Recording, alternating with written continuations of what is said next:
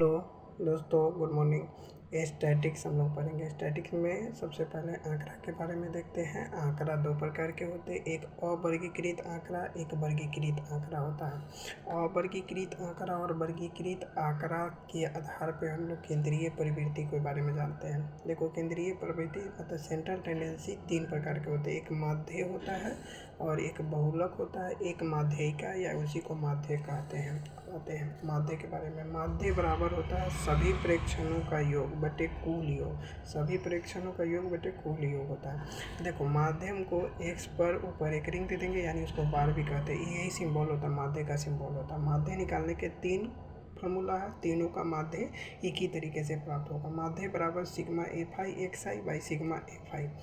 इसको हम लोग डायरेक्ट मेथड कहते हैं। Sigma F I x I by sigma F आई को डायरेक्ट मेथड कहते हैं। हिंदी में इसको प्रत्यक्ष विधि कहते हैं। अब आते हैं दूसरा, इसको हम लोग एज्यूमिंग मेथड कहते हैं। माध्य का सिंबल तो आप जानते हैं, एक्स पर बार देंगे, A plus sigma F I D I by sigma F I होता है। A plus sigma F I D I by sigma F I होता है। नोट कर लीजिए, ध्यान दीजिएगा। डी आई अगर निकालना हुआ तो एक्स आई में से हम ए को सब्ट्रैक्ट करेंगे। ए क्या होता है हम आगे एक एग्जांपल के तौर पे हम बताएंगे।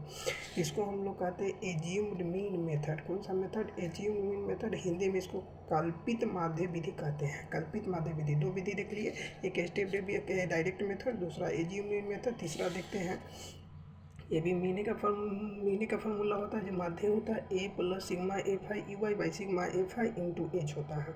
अब यू वाई निकालने का क्या फॉर्मूला होता है, जरा ध्यान से समझना। तो एक्स आई माइनस ए बटे एच, एक्स आई माइनस ए बटे एच। जैसे डी आई निकाले थे ना, एक्स आई माइनस ए और सिर्फ एच से डिवाइड करेंगे तो यू वाई निकल जाएगा। इसको हम लोग स्टेप डेविएशन मेथड कहते हैं। कौन सा मेथड? Step deviation method.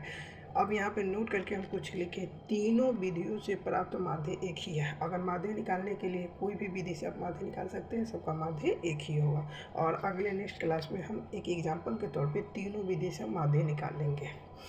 चलिए, ज़्यादा आप लोग को क्या करना है, इस चैनल को सब्सक्राइब करना हो, ज़्यादा से ज़्यादा शेयर करना है। फिर हम नेक्स्ट क्लास में मिलते हैं। Thank you.